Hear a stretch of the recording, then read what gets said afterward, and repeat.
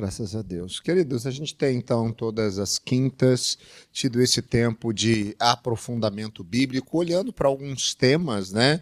Às vezes mais delicados, outros não tão polêmicos, mas sempre todos eles fundamentais, né, para o desenvolvimento da nossa fé, para a compreensão, né, no amor de Deus revelado em Cristo Jesus e que é fundamental para o nosso caminho, né, na direção da maturidade. Semana passada a gente esteve aqui falando a respeito da teologia do Evangelho, tirando algumas dúvidas, né, ou talvez trazendo alguns direcionamentos para essa perspectiva de como nós podemos articular melhor toda a história da redenção, entendendo que ela é a base para tudo, né?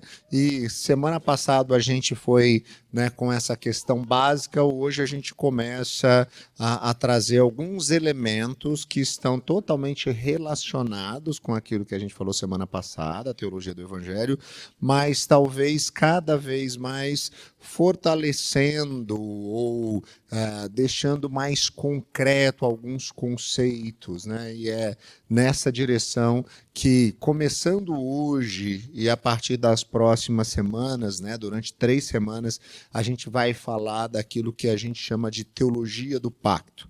E a teologia do pacto é algo que ela é fundamental para a nossa compreensão do todo o nosso desenrolar teológico, né? A teologia do pacto, ela é talvez uma das grandes bases, né, para a construção da teologia reformada, como a gente vai ver na terceira semana, né, desses nossos estudos, inclusive algumas diferenciações de outras perspectivas teológicas, vai fazer com que eles interpretem diversas coisas do Antigo Testamento, do Novo Testamento, do livro do Apocalipse, de outros livros da lei, dos livros dos profetas, em relação àquilo que a gente acredita. Porque que às vezes eu vejo algum pastor, algum líder ensinando alguma coisa a respeito da Bíblia que talvez tenha uma interpretação diferente da nossa.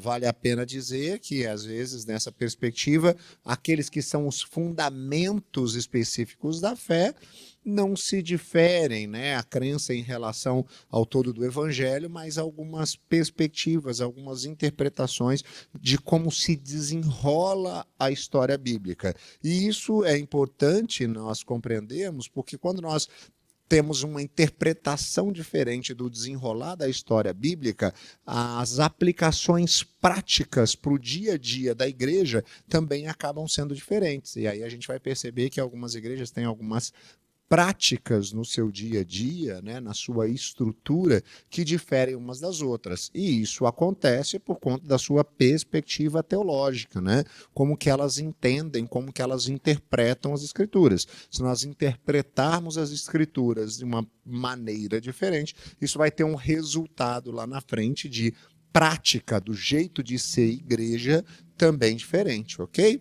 Falando então especificamente sobre teologia do pacto e começando, eu queria trazer talvez uma definição objetiva e direta daquele que hoje para mim é um dos principais teólogos que nós temos, a grande referência, Dr. Ligon Duncan, hoje chanceler do RTS, do Reformed Theological Seminary, lá no Mississippi.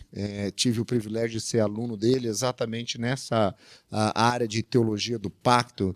E Dr. Ligon, falando sobre isso, ele diz o seguinte, que teologia do pacto é o evangelho, aquilo que a gente conversou semana passada, posto no contexto do plano eterno de Deus, da comunhão com o seu povo, e o seu desenvolvimento histórico nos pactos das obras e graça, ou mesmo que nas várias etapas progressivas do pacto da graça. A teologia do pacto explica o significado da morte de Cristo à luz da plenitude plenitude do ensino bíblico sobre os pactos divinos. Respalda de maneira fundamental nosso entendimento da natureza e uso dos sacramentos e provê a explicação mais completa possível dos fundamentos da nossa segurança. Ou seja, a teologia do pacto faz com que a gente consiga compreender o porquê da morte de Cristo à luz da plenitude, né, do ensino bíblico sobre um Deus que trabalha na perspectiva da aliança, estabelecendo uma aliança para com o seu povo.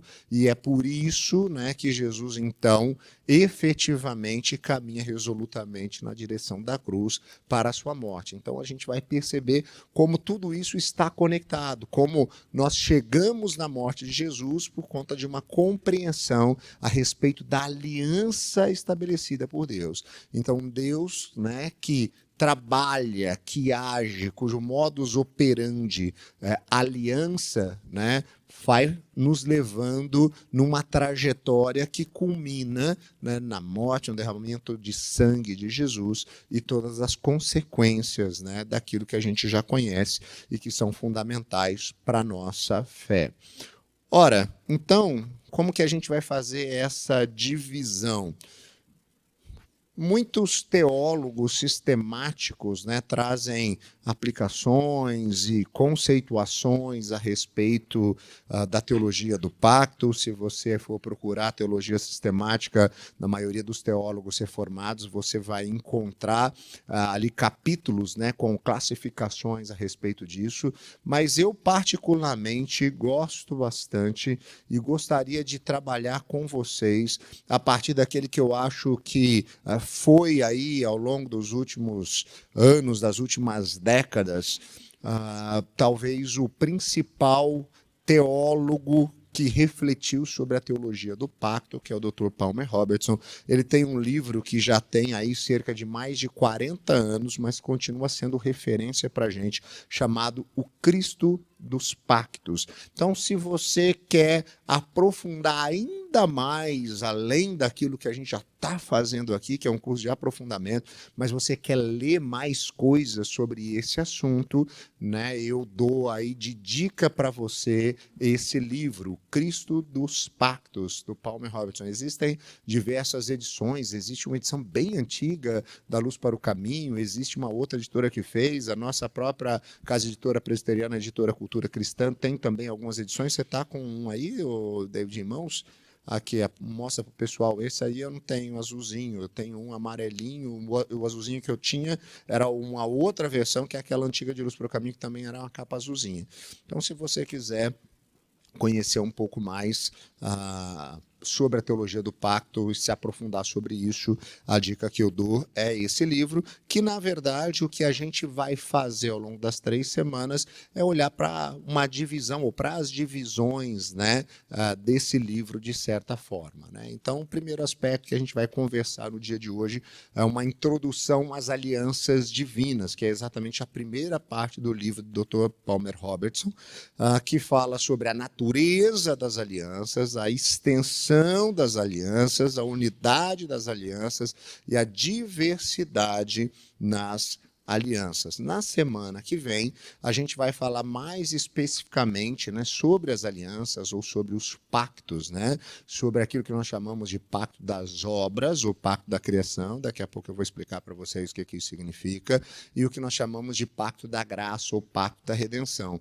E sobre os mediadores ou sobre a progressão do pacto da redenção, do pacto da graça, né, falando desde Adão, passando por Noé, Abraão, Moisés, Davi, até a gente chegar especificamente em Cristo, né? E a perspectiva da consumação efetiva desse pacto. E aí, na terceira semana, a gente vai gastar mais tempo aqui estabelecendo algumas diferenças, porque grande parte das igrejas, principalmente de linhas pentecostais, neopentecostais e até algumas igrejas históricas, tem uma perspectiva teológica que não é pactual, que não é aliencista, mas ela é dispensacionalista. Então a gente vai gastar essa terceira aula falando mais especificamente o que isso significa, porque os teólogos do pacto, eles também usam a expressão dispensação em uma certa perspectiva, e os dispensacionalistas também usam a expressão aliança e pacto, mas numa outra perspectiva, mas a gente vai conversar um pouquinho mais a respeito disso. E isso é fundamental porque essas interpretações, né, sobre um pacto ou sobre dispensações vão fazer com que a interpretação, a perspectiva da história, da narrativa bíblica seja percebida de maneira diferente, né? Enquanto os teólogos do pacto percebem, né, que a igreja ela se estabelece, né, já no Antigo Testamento, né, quando há ali essa aliança estabelecida e percebida da parte de Deus, né, para com o seu povo, e ela vai simplesmente tendo uma progressão até viver esse momento do seu ápice, né, em Cristo, no Novo Testamento. Os teólogos dispensacionalistas têm uma perspectiva bem diferente, né? Eles pensam que aquilo que estava acontecendo ali e relatado no Antigo Testamento diz respeito a uma história que ela é exclusiva daquele povo, do povo de Israel, e existe uma outra história que é a história do Novo Testamento, essa exclusiva para a igreja. Então eles veem que as promessas que aqui foram estabelecidas são promessas que vão ser cumpridas para esse povo, enquanto nós que cremos na teologia do pacto percebemos que muito daquilo que foi estabelecido ali são sombras, apontamentos daquilo que seria revelado e estabelecido, concretizado no Novo Testamento, e isso faz com que a gente interprete de maneira diferente. Por isso que quando nós olhamos para algumas coisas do Antigo Testamento e a trazemos para o Novo Testamento e conseguimos conjugá-las, como por exemplo entender que Paulo está falando lá em Colossenses que nós temos agora um novo selo dessa aliança, que antes era a circuncisão e agora é o batismo, nós conseguimos conectar essas duas coisas, enquanto os dispensacionalistas entendem que elas são perspectivas completamente diferentes. E isso vai trazer situações práticas, por exemplo, fazendo com que os dispensacionalistas tenham dificuldade em interpretar selo da aliança, e por isso consequentemente, eles não batizam os seus filhos como os teólogos da aliança fazem, uma vez que eles entendem que aquilo que era o selo no Antigo Testamento, a circuncisão, e que também acontecia na criança que estava debaixo da aliança, também pode ser vivenciado aqui. Então essas são só algumas questões mais práticas, mas a gente só vai falar disso lá na terceira semana, tá bom? Quando a gente estiver falando sobre as diferenças, né, entre a teologia do pacto e o dispensacionalismo, tá bom? Então vamos caminhar. Se alguma coisa ficar nebulosa, ficar difícil, você pode parar e me perguntar, porque, como eu disse, a gente vai agora sair um pouquinho do arroz e feijão e a gente vai um pouquinho mais para a feijoada, tá bom? As coisas vão ficar um pouco mais densas a partir de hoje, e eu fico muito feliz de vocês estarem aqui, porque eu acho que é fundamental esse conhecimento para o nosso crescimento, para o desenvolvimento da nossa fé, tá bom?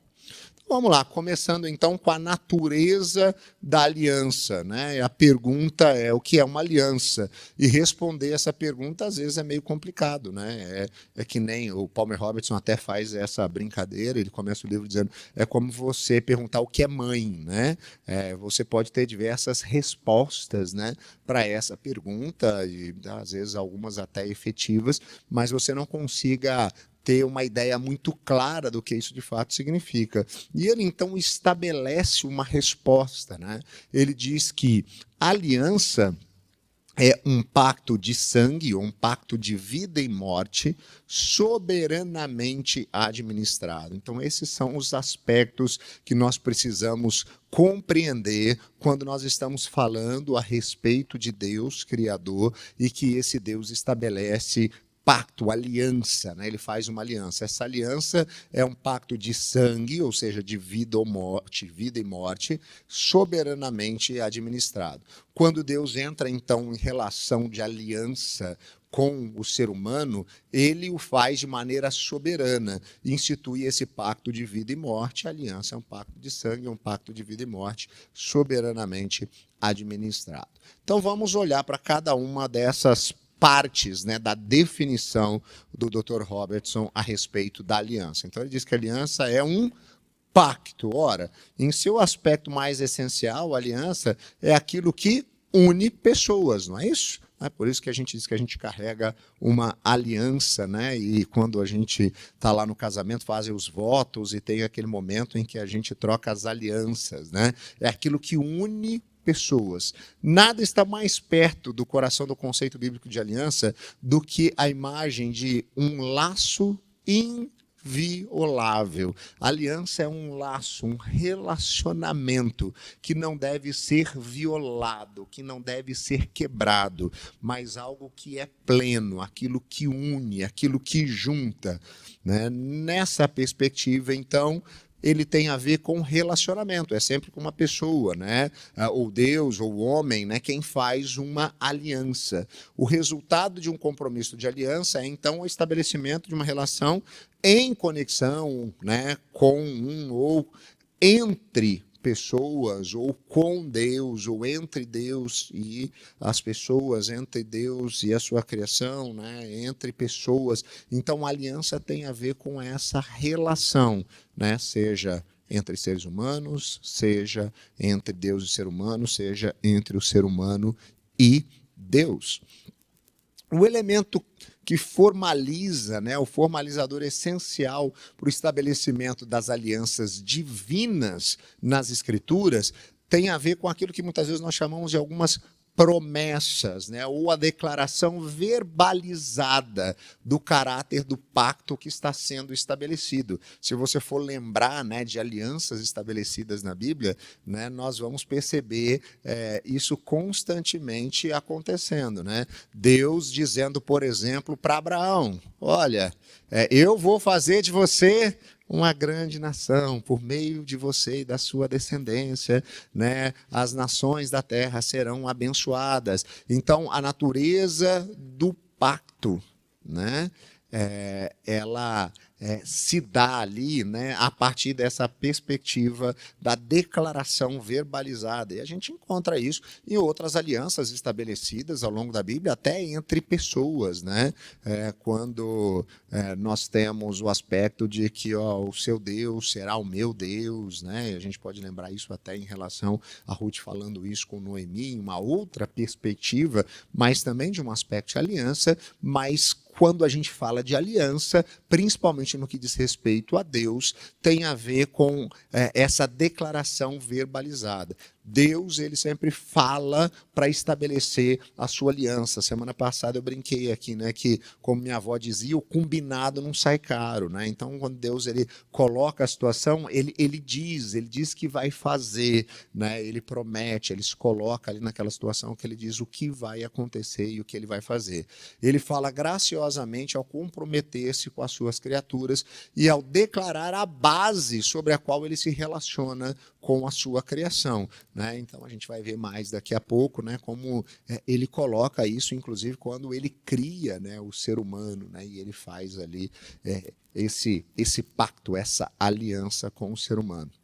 E a aliança, ela tem a presença de sinais, né? Quando nós olhamos para as alianças bíblicas, eu falei aqui, né, inclusive, das alianças divinas que unem pessoas, mas nós temos selos, sinais que acompanham o estabelecimento dessa aliança. É assim que Deus estabelece. Por exemplo, se a gente lembrar lá do dilúvio, Deus, né, fazendo uma aliança com a humanidade, dizendo que ele nunca mais vai exterminar ali, nunca vai mais acabar com a terra por meio da água, ele faz essa aliança, ele faz esse pacto com a humanidade e ele mostra um sinal, né? Qual é o selo que ele faz estabelecer?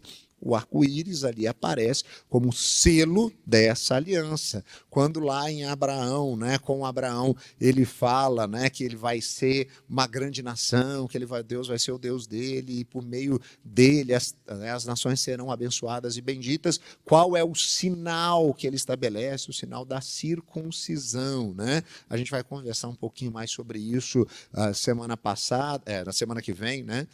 Mas uma coisa interessante é que a circuncisão não era algo exclusiva do povo hebreu. Ela não era algo estranho naquele tempo. Ela era, inclusive, algo até comum entre muitos povos da antiguidade. A grande diferença é que a circuncisão era percebida como um rito de passagem, né, no homem em uma determinada idade. Por isso que ela muitas vezes acontecia quando ele já era mais maduro, né, quando ele estava entrando na fase adulta. Ela acontece dentro do povo hebreu, né, desde criança, em uma outra perspectiva, não na perspectiva de um rito de passagem, mas agora com um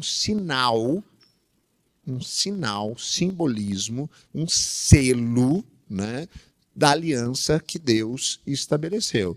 E Deus vai trabalhar isso diversas vezes, né? A gente vai perceber, né? O próprio sinal do sábado, né? Nessa relação do ser humano com Deus, em relação ao trabalho, em relação ao descanso.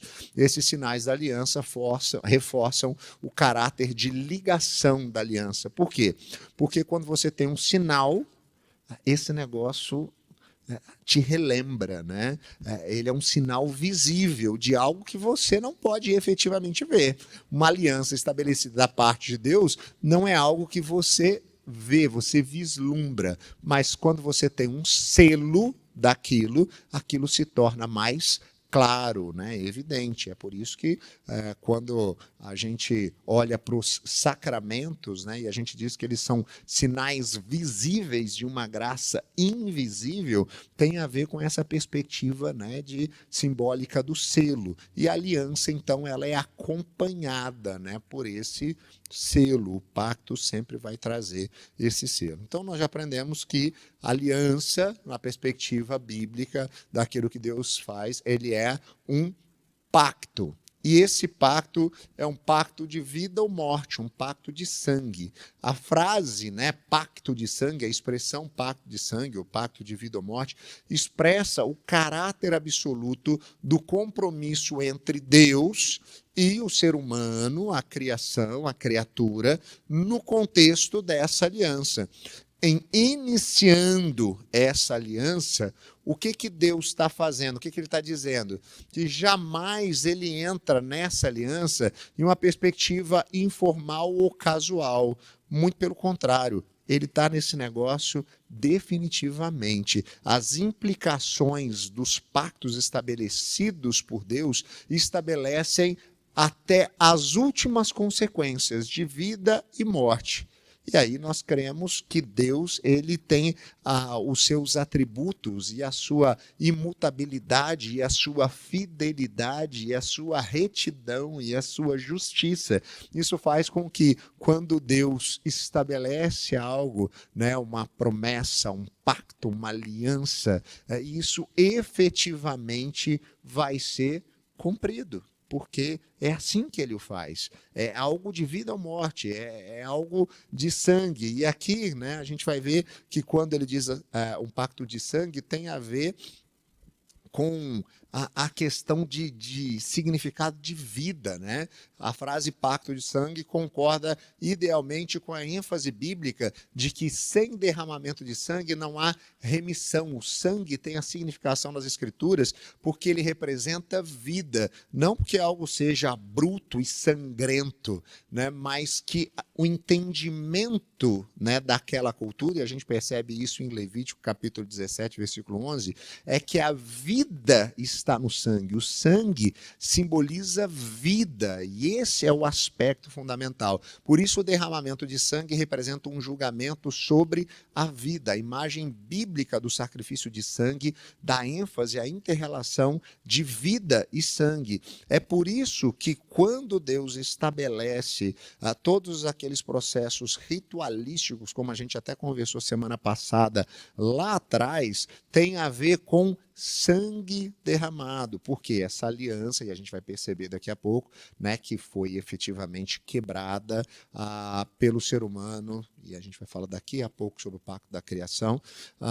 O que acontece, né? Faz com que, para que aquilo seja relembrado, e a gente está falando de algo que vai até o fim, né, sangue possa ser ou precise ser derramado. E é por isso que a gente vê, né, a consequência do pecado trazendo morte, né? Ou seja, aquilo que acaba com a vida, e Deus está disposto a ir até o fim.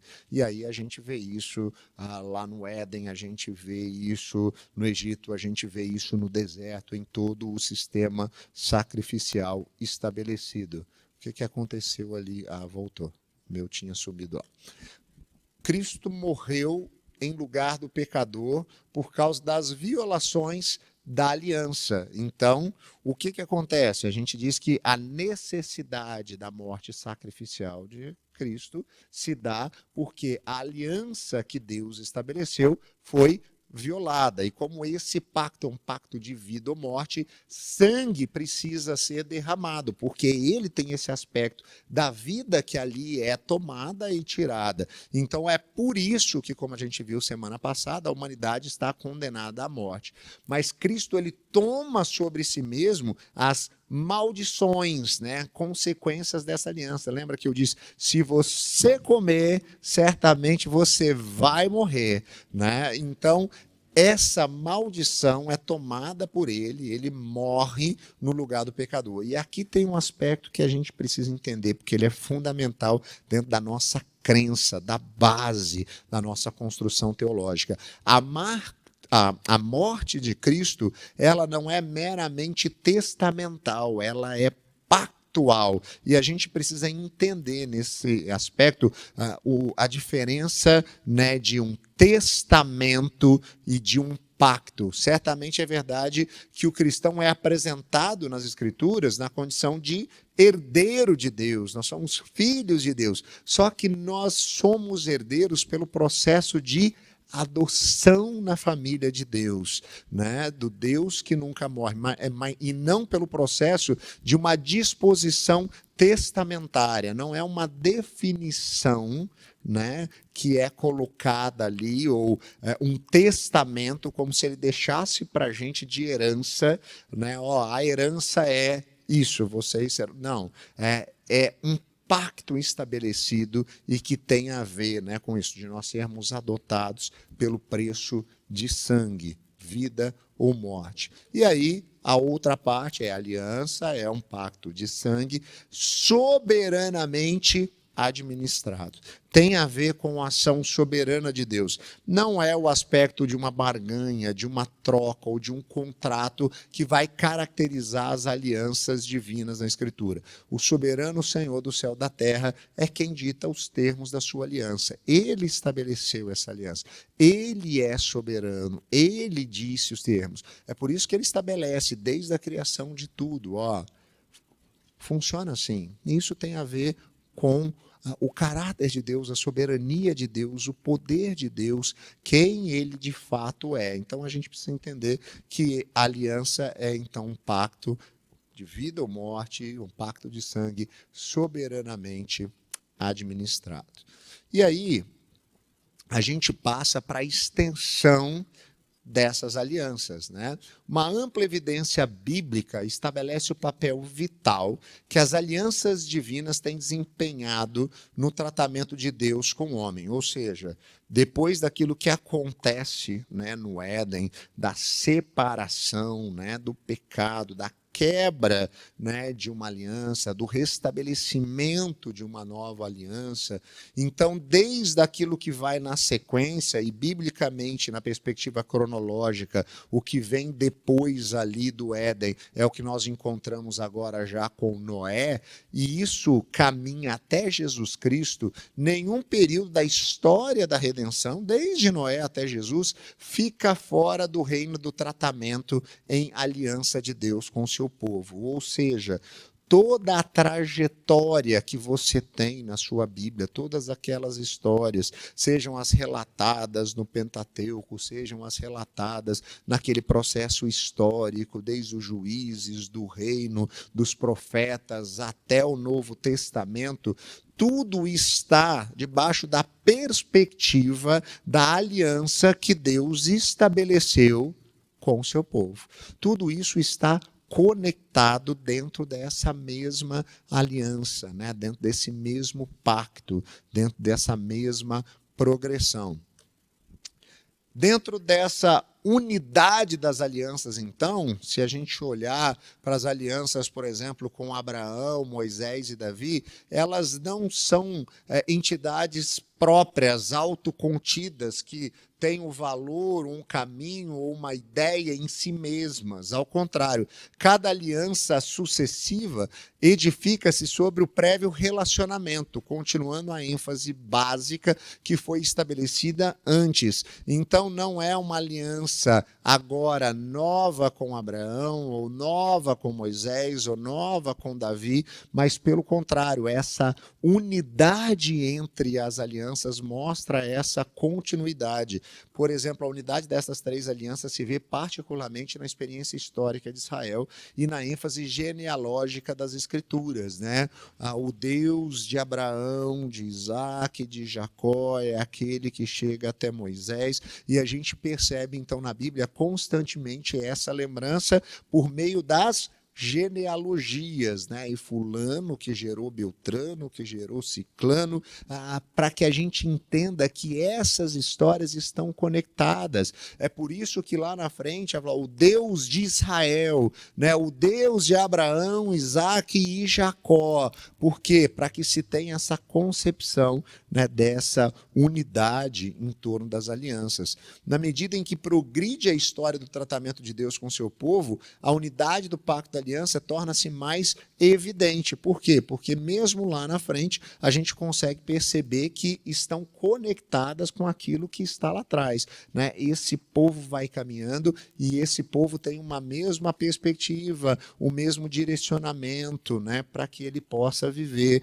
dentro de uma mesma ideia. Ele vive as mesmas promessas, as mesmas expectativas diante de Deus. As características, então, do estabelecimento da aliança demonstram essa unidade. Ao separar um povo para si mesmo, Deus estabeleceu a sua aliança, por exemplo, lá com Abraão. Subsequentemente, os descendentes de Abraão viveram também sob as alianças que seguem, né? Então a gente vai falar, principalmente semana que vem, né, sobre os mediadores das alianças, né, e a progressão dessa aliança, quando nós percebemos Deus se relacionando especificamente com Moisés, Deus se relacionando especificamente com Davi, mas elas não são novas dispensações, elas são uma mesma aliança que foi estabelecida, o mesmo pacto, né, que Deus fez, e ela vai caminhando progressivamente, né? Ou seja, não são diversas histórias. E aí isso vai ficar mais claro para a gente na terceira aula, quando a gente perceber como os dispensacionalistas colocam isso como se fosse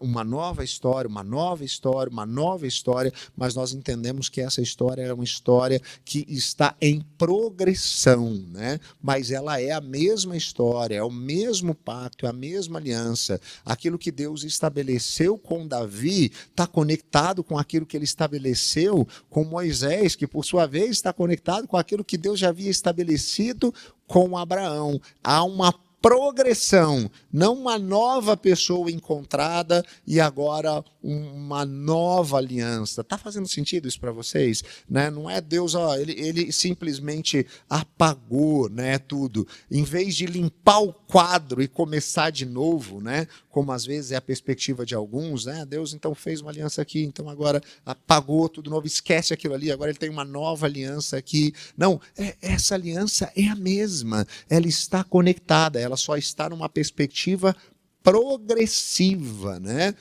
Cada aliança sucessiva com os descendentes de Abraão avançava os propósitos originais de Deus a um nível superior de realização. Então, desde aquilo que acontece lá com Abraão e o que vai seguindo com o reino, né, de Davi, que se torna rei sobre Israel, né, nós percebemos o avanço desses propósitos originais de Deus. Este princípio, então, manifesta-se na história que se relaciona com o estabelecimento dessas alianças que vão vir para frente. Né? Então, Moisés e Davi, né, têm uma aliança com Deus, Deus estabelece uma aliança com eles, mas ela está conectada com aquilo que havia sido feito lá atrás com Abraão. E aí a gente consegue entender, com Abraão ele diz, né, que vai fazer dele uma grande nação. É por isso que o selo vai caminhando e sendo repetido, é por isso que as promessas vão sendo relembradas, né? Por isso que aqui se lembra daquilo que foi feito lá atrás da parte de Deus, das alianças, das promessas e daquilo que foi dito pelo próprio Deus. Na perspectiva da unidade das alianças, a história de vida, então, sobre as alianças demonstra também essa unidade. A experiência vivida de Israel, debaixo dessas várias alianças, ou dessa progressão do mesmo pacto, né, a gente vai entender que nós temos várias perspectivas de aliança, vários mediadores de aliança, mas que elas estão debaixo de um mesmo pacto, né? A experiência vivida de Israel debaixo dessas várias alianças reflete também a continuidade, ao invés da descontinuidade desses relacionamentos. Então não é Deus estabeleceu e quebrou, Deus estabeleceu e quebrou, não, mas é uma continuidade de relacionamentos. Uma vez estabelecida a aliança mosaica, não acontece como se a aliança que Deus fez lá com Abraão fosse aposentada pelo resto. Então Deus tinha feito uma aliança com Abraão, aí agora Moisés tem uma nova aliança, tem um novo mediador ali dessa aliança que Deus está estabelecendo. Não é como se aquela fosse esquecida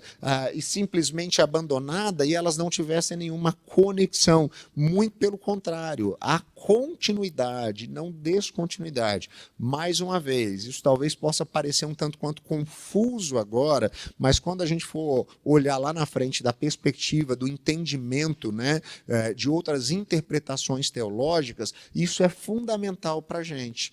Porque senão a gente pode pensar que elas são pessoas, essas são pessoas simplesmente que têm uma experiência nova, né, isolada das outras, né, e para a nossa construção teológica, esse entendimento ele é fundamental, né, daquilo que Deus está construindo e fazendo na história. Então, muito ao contrário, a história, depois do Sinai, ali continua a centrar-se sobre as velhas promessas aos patriarcas. Né? Então, Deus ali está, né, no Sinai, ele dá ali o direcionamento para Moisés, ele dá os mandamentos para o povo, mas as promessas são as mesmas que ele havia estabelecido com os patriarcas. Ora, quem são os patriarcas? Abraão, Isaac, Jacó, e aquilo que segue para o povo é o mesmo que tinha acontecido lá atrás. Não foi a Abraão que Deus tinha prometido que era para ele sair da parentela e ir para a terra que, né, Deus mostraria? Para onde Abraão estava caminhando? Para Canaã. É para lá que ele está indo. E para onde Deus vai conduzir o povo por meio de Moisés? Para Canaã, é para lá que eles estão indo. Ou seja, não tem uma descontinuidade, não é uma nova história, não é um novo lugar, mas é uma mesma história. Deus estabeleceu esse pacto e essas alianças, então, ali que são colocadas, mesmo que com pessoas diferentes, em épocas diferentes, elas estão conectadas, elas têm uma continuidade, ok? Tem uma diversidade também dentro da perspectiva das alianças. Tanto do ponto de vista estrutural quanto temático, as alianças de Deus, elas são uma só, no sentido de um mesmo pacto, ok? Uma unidade das alianças caracteriza o tratamento de Deus com o homem desde a criação, desde Adão, até a consumação em Jesus. Mas as várias alianças ministradas através da história não parecem duplicações monótonas de uma pelas outras. A diversidade de administração de alianças emerge na medida em que se desenrola a história. Por isso, né, desses novos mediadores e dessas novas, então, se assim a gente pode dizer, alianças. Então, vamos pensar sobre a diversidade das alianças e como que a gente interpreta isso, né? Ou como que a gente fala a respeito disso. Primeiro, aliança pré-criação e pós-criação. Então, esse é o primeiro aspecto da aliança. E muitos teólogos, eles vão falar, né, da aliança pré-criação, e que a aliança, então, pré-criação tem a ver com aliança dentro do próprio contexto trinitário, né? Desde a Reforma, muitos teólogos do pacto que creem nessa perspectiva têm feito uma distinção entre o pacto, né, a aliança pré-criação entre as pessoas da Trindade e a aliança histórica entre Deus e a humanidade no momento em que ela é criada. A aliança, então, pré-criação entre o Pai e o Filho tem sido designada por muitos teólogos, né, ou ficou conhecida como aliança da redenção, aliança eterna, como conselho de paz ou como conselho de redenção. Todavia, o Dr. Robson fala que isso pode ser um tanto quanto perigoso, porque isso caminha muito na área da suposição, uma vez que nós não temos relatos bíblicos de que houve ali, né, um conselho da Trindade, a Trindade sentou, né, e aí ela estabeleceu essa aliança, ou esse pacto, né? E a gente agora entende que a aliança tem a ver, né, com um pacto, né, de vida ou morte, de sangue, né, a partir dessa administração soberana de Deus. Não existe nenhum relato de que na eternidade, antes da criação de tudo, né, se estabeleceu esse pacto nessa perspectiva. É claro que a gente entende a intenção de Deus de redimir desde a eternidade, né? Porque se Deus vai criar, né, o ser humano e existe a possibilidade do ser humano romper o pacto que Deus vai estabelecer, né, o que vai ser consequência, ou a continuidade, ou o novo pacto estabelecido, ele já está também elaborado. Por isso que a gente pode dizer que antes de dizer haja luz, Deus disse haja cruz, porque se existia a possibilidade na criação do ser humano pecar, o plano da substituição que a gente falou semana passada, ele também já estava estabelecido a partir da soberania de Deus. Então, é claro que isso está antes da fundação do mundo. Deus estabelece com o seu povo uma aliança de amor antes da fundação do mundo. E a gente tem diversos textos bíblicos, né, que nos provam isso. Todavia, né, o Dr. Robson diz que afirmar o papel da redenção nos eternos conselhos de Deus não é a mesma coisa que propor a existência de uma aliança, ou seja, de um pacto pré-criação que está entre Deus e Deus no contexto da Trindade. Alguns teólogos vão falar sobre essa aliança pré-criação, como eu disse, e chamar de conselho eterno, alguns chamar de aliança de redenção. É claro que isso vai ficar confuso, porque a gente vai perceber daqui a pouco que a aliança da redenção, na nossa perspectiva, ela tem um outro significado, mas é a ideia de que antes do ser humano ser criado, de todas as coisas, né, virem a existir, Deus tinha feito um outro pacto entre ele mesmo, né, entre a própria Trindade em relação a isso. Então a gente dizer que é um pacto também pode talvez ser algo que vá além da conta, uma vez que a Bíblia não tem esse relato. Mas o que a gente entende é que Deus, sim, ele estabeleceu, né, a aliança de amor com aquilo que ele criaria, e isso é, de fato, desde a eternidade, né? Mas a gente não pode dizer que esse é um pacto estabelecido entre as pessoas da Trindade.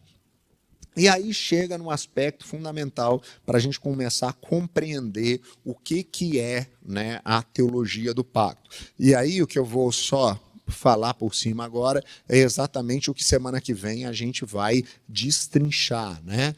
Primeiro, no que diz respeito, né, ao pacto das obras. A expressão pacto das obras tem sido aplicada ao relacionamento de Deus com o homem antes da queda em pecado. Este relacionamento tem sido caracterizado como uma aliança de obras, em um esforço de enfatizar o período de prova de Adão. Se Adão houvesse praticado as obras, ou seja, ele tivesse seguido os princípios, os direcionamentos de Deus propriamente, ele teria recebido as bênçãos, então, né, essa vida em abundância prometida por Deus. E por que esse negócio é algo que a gente precisa ter atenção? Porque muitas vezes, quando se fala de pacto das obras, as pessoas confundem e acham que pacto das obras é que no Antigo Testamento as coisas eram pela lei. Então a salvação era pela lei, era por cumprir a lei, e isso é pacto das obras. Não, não é isso. Dentro de uma perspectiva da teologia do pacto, quando a gente está falando de pacto das obras, a gente está falando daquilo que Deus estabelece com o ser humano, com a criação, com a humanidade, com Adão no Éden. Então, lembra que semana passada, quando a gente falou Gênesis 1:31, Deus olhou para tudo que tinha feito e tudo era muito bom, e aí a gente chega em Gênesis 2 e a gente tem ali alguns direcionamentos. Opa, ali a gente está falando do que a gente aqui está chamando desse pacto das obras, né?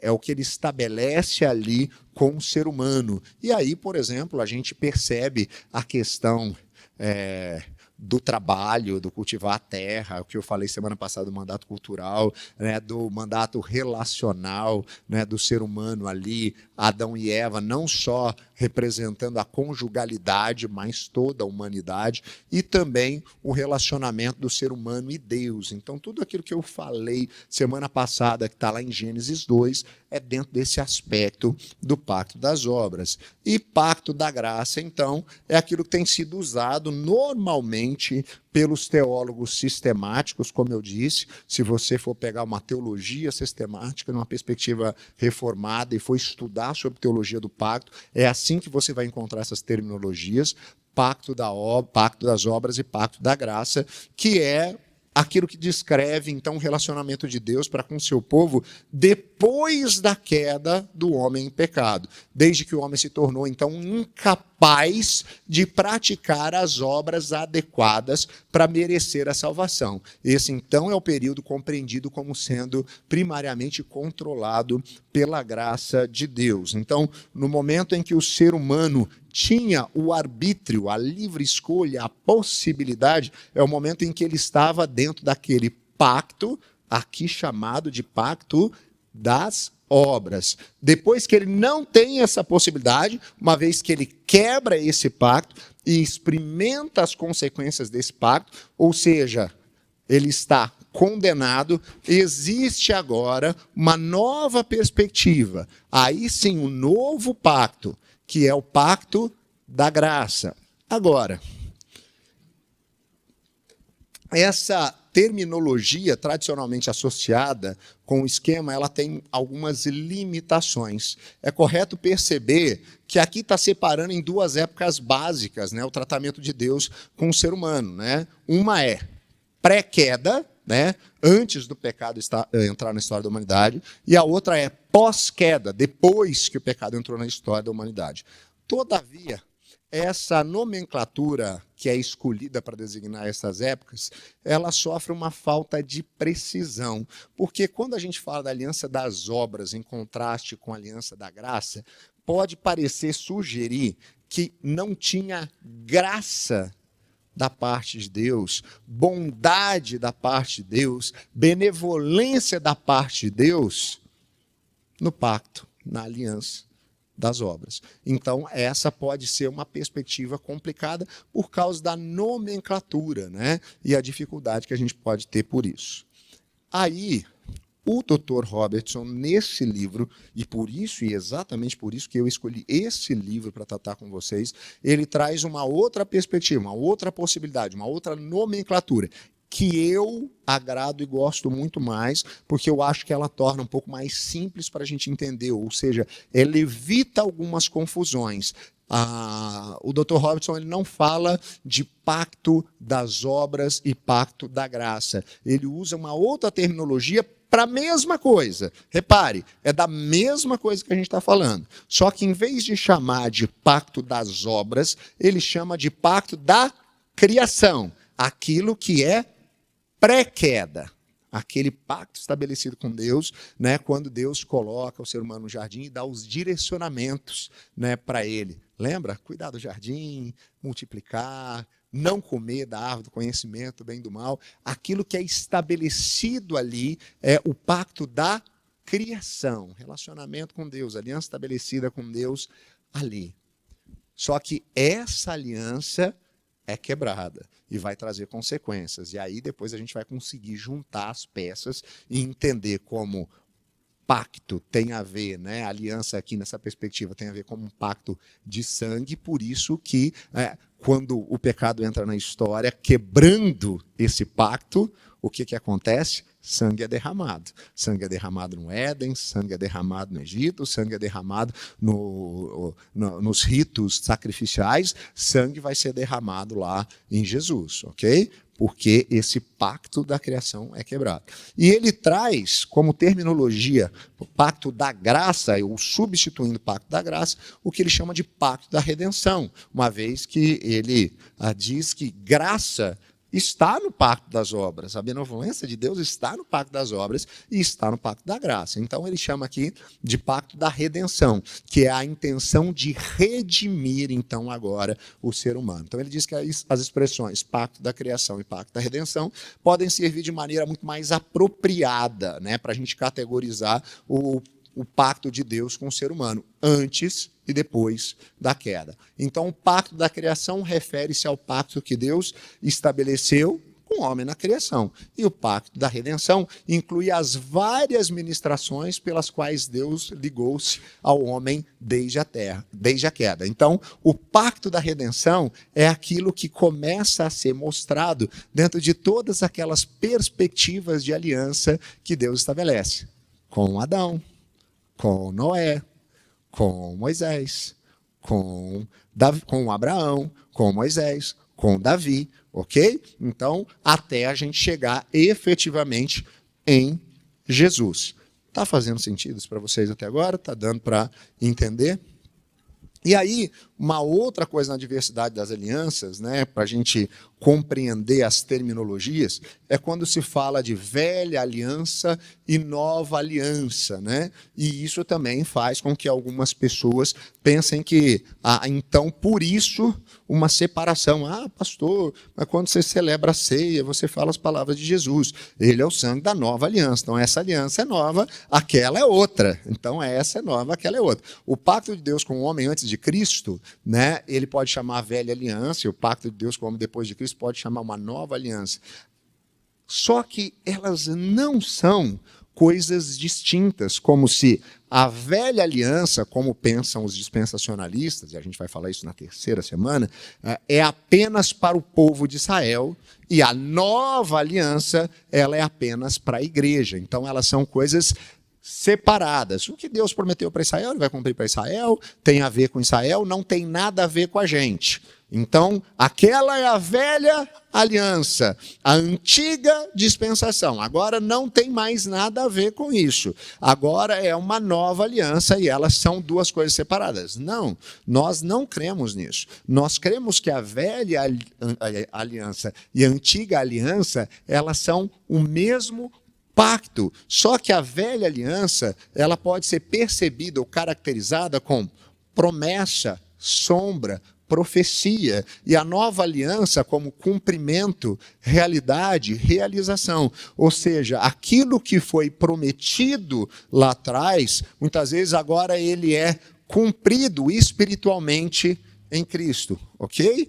E aí a gente vai começar a entender porque da dificuldade do povo judeu e da necessidade dos dispensacionalistas de algumas coisas em relação ao Israel físico, né?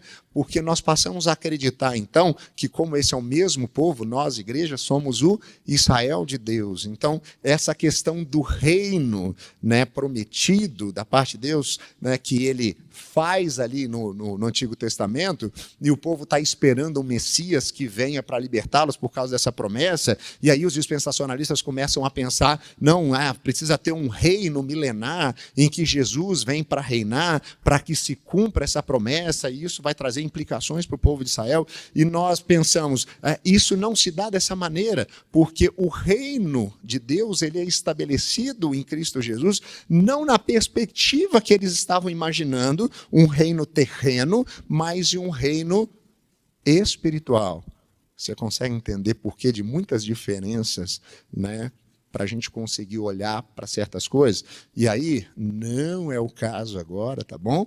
A gente vai em um outro momento de aprofundamento, estudar a escatologia, que é o fim de todas as coisas, e aí a gente começa a entender a perspectiva das correntes escatológicas, né? Que é a interpretação do Apocalipse.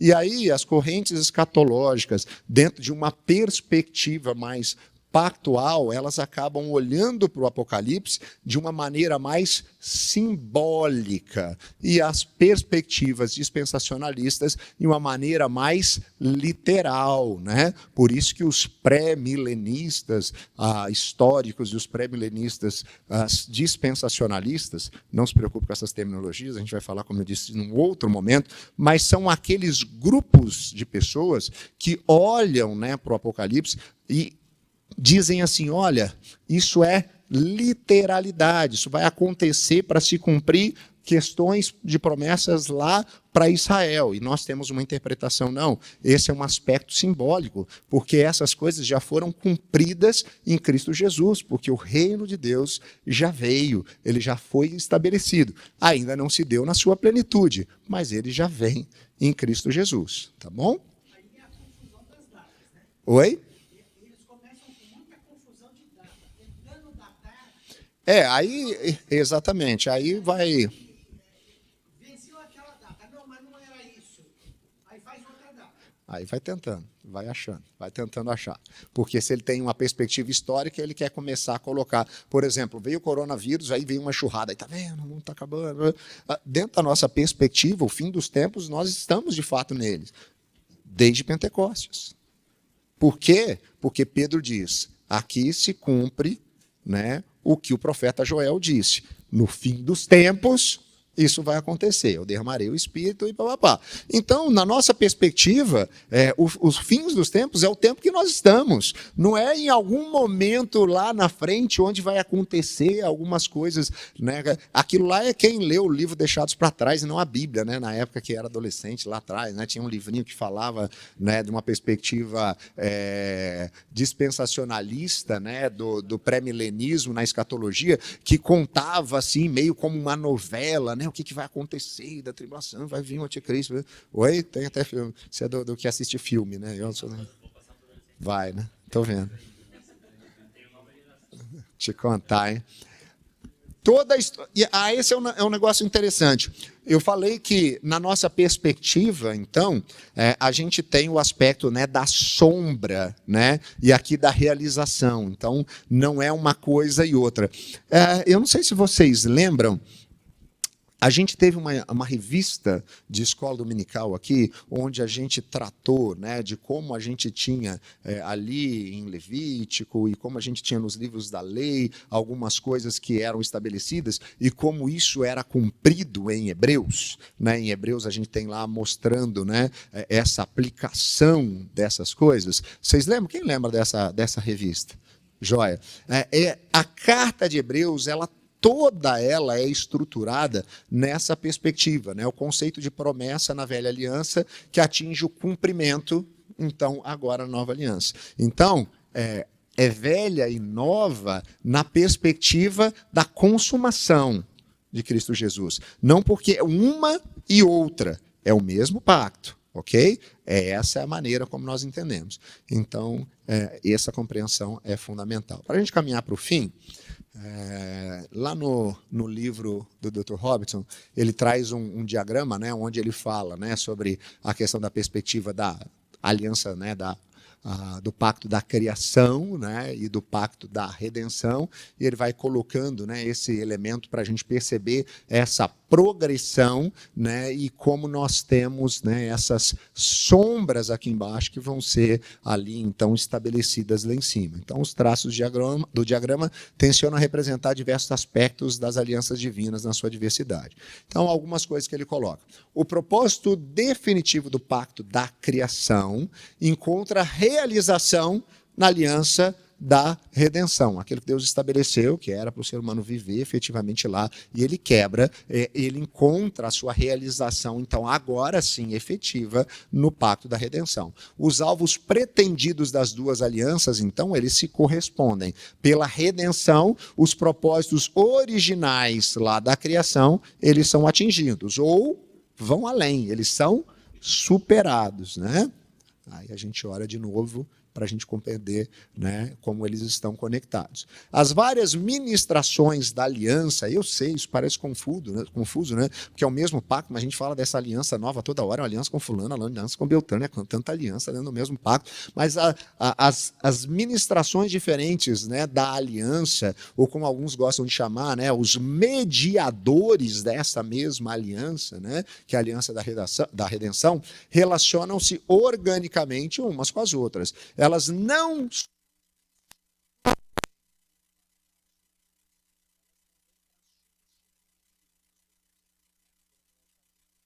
aliança sucessiva expande-se com relação às ministrações prévias. Ou seja, o que acontece com Noé, ele não substitui ali o que estava acontecendo com Adão, mas é algo que vai além. A aliança que Deus estabelece com Abrão não é uma nova aliança e se apaga o que ele fez ali com Noé, mas é algo que é mais amplo. O que Deus faz ali, por meio da lei, com Moisés, não é para deixar de lado, apagar e esquecer o que foi feito com Abraão, mas é algo ainda mais amplo. No reino de Israel, para a gente ter uma noção do que é o que Deus estava mostrando, né, essa sombra, né, a gente usa muito essa expressão da tipologia, como isso aponta, né, lá no Novo Testamento. Então, por isso ele trabalha tanto essa perspectiva de reino, é uma perspectiva ainda mais ampla, ainda maior, né? Todas elas na visão dessas realidades da nova aliança.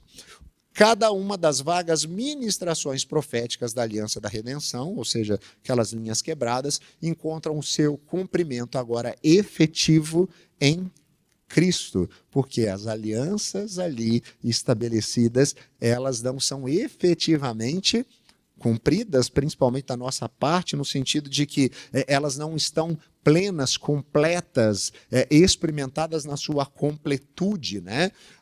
Elas encontram o seu cumprimento, enfim, em Cristo, né? Que é o incorporador pessoal da nova aliança. Nele se acha o cumprimento de todos os propósitos, de todas essas alianças estabelecidas por Deus e que a gente vai conversar um pouquinho mais sobre elas na semana que vem, tá bom? Deixa